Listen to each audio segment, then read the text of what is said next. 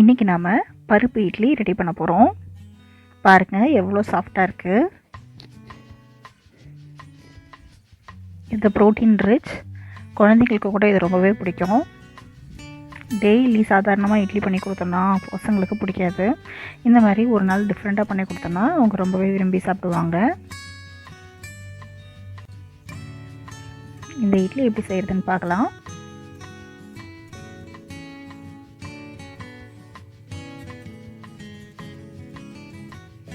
இட்லி அரிசி ஒரு அளவுக்கு எடுத்திருக்கேன்.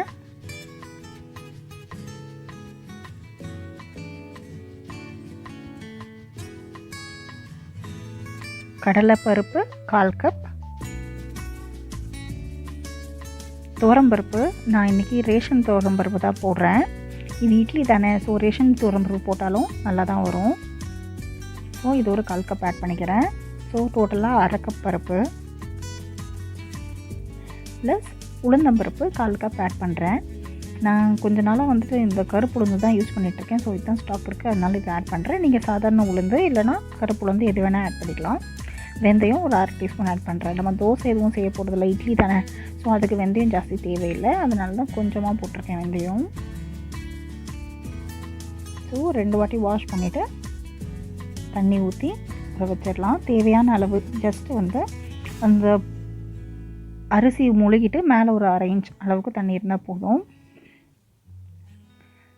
3 மணி நேரத்துக்கு கழித்து பார்த்தோன்னா நல்லா ஊறி இருக்குது. இதை நம்ம ஒரு 2 வாட்டியாக போட்டு மிக்சியில் நல்லா குறைன்னு நிறைய தண்ணி ஊற்றக்கூடாது, ஜஸ்ட் அது முழுகிறதுக்கும் கூட கம்மியாக தண்ணி ஊற்றி குறைன்னு அரைச்சிக்கணும். பாருங்கள் இப்படி ரவா இட்லி மாவு ரவா இட்லி மாதிரி இருக்குது. ஸோ நம்ம 1 கப்பு அரிசிக்கு கிட்டத்தட்ட உளுந்து எல்லாமே சேர்த்து 3/4 கப் அளவுக்கு நம்ம பருப்பு வகைகள் எடுத்துருக்கோம். ஸோ நம்ம குறைன்னு அரைச்சாதான் இந்த இட்லி வந்து ரவா இட்லி மாதிரி சாஃப்டாக வரும். ஸோ இதை நம்ம க்ளோஸ் பண்ணி வச்சிடலாம்.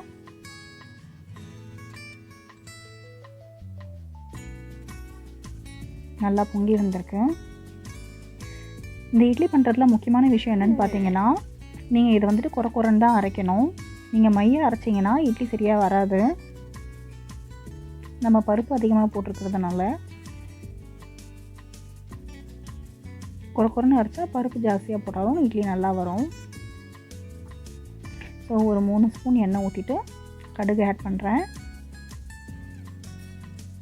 சீரகம், மிளகு,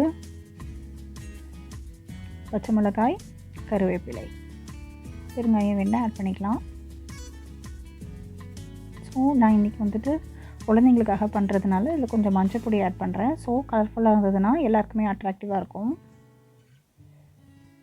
இது ஆப்ஷனல் தான், நம்ம தாளிச்சதெல்லாம் இதில் ஆட் பண்ணிடலாம்.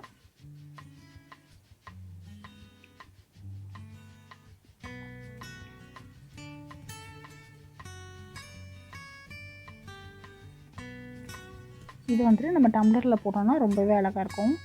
ஸோ நான் இந்த டம்ளர்லாம் வந்துட்டு கொஞ்சம் ஆயில் போட்டு க்ரீஸ் பண்ணிக்கிறேன்.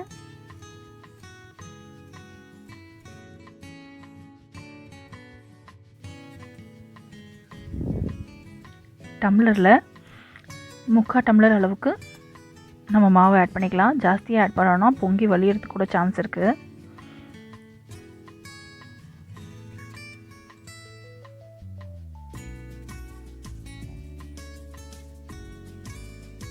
ஸோ ஒரு கப்பாக ஆட் பண்ணிக்கலாம். இந்த இட்லிக்கு வந்துட்டு புதினா சட்னி, கார சட்னி இதெல்லாம் ரொம்ப நல்லாயிருக்கும்.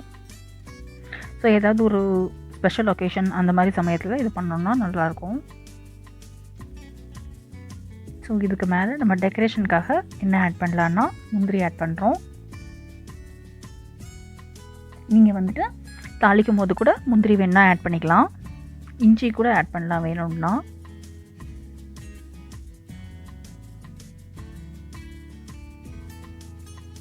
ஸோ இப்போ வந்துட்டு ஒரு பாத்திரத்தில் கொஞ்சம் தண்ணி ஊற்றிட்டு அதை நான் சூடு பண்ணிவிட்டு அதுக்கப்புறமா இந்த கப்பை வச்சுட்டு நான் குக் பண்ணேன். 20 மினிட்ஸ் ஆச்சு, நல்லா வெந்துருச்சு. ஸோ ஜஸ்ட் ஒரு 5 மினிட்ஸ் வந்துட்டு நம்ம வெளியே வச்சுட்டு அதுக்கப்புறமா கத்தி வச்சுட்டு இல்லைனா ஸ்பூனோட பேக் சைடு வச்சுட்டு இந்த மாதிரி லைட்டாக பண்ணி எடுத்தோம்னா வந்துடும். பாருங்கள் எவ்வளோ ஸ்மூத்தாக இருக்குது. இது ஆக்சுவலாக எங்கள் வீட்டில் இருக்கவங்க கூட கப் கேக்குன்னு நினச்சிக்கிட்டாங்க. ஸோ பாருங்கள் சூப்பராக வந்திருக்கு நம்ம பருப்பு இட்லி. இது எங்களோட பாட்டியோடைய ஸ்பெஷல் ரெசிபி.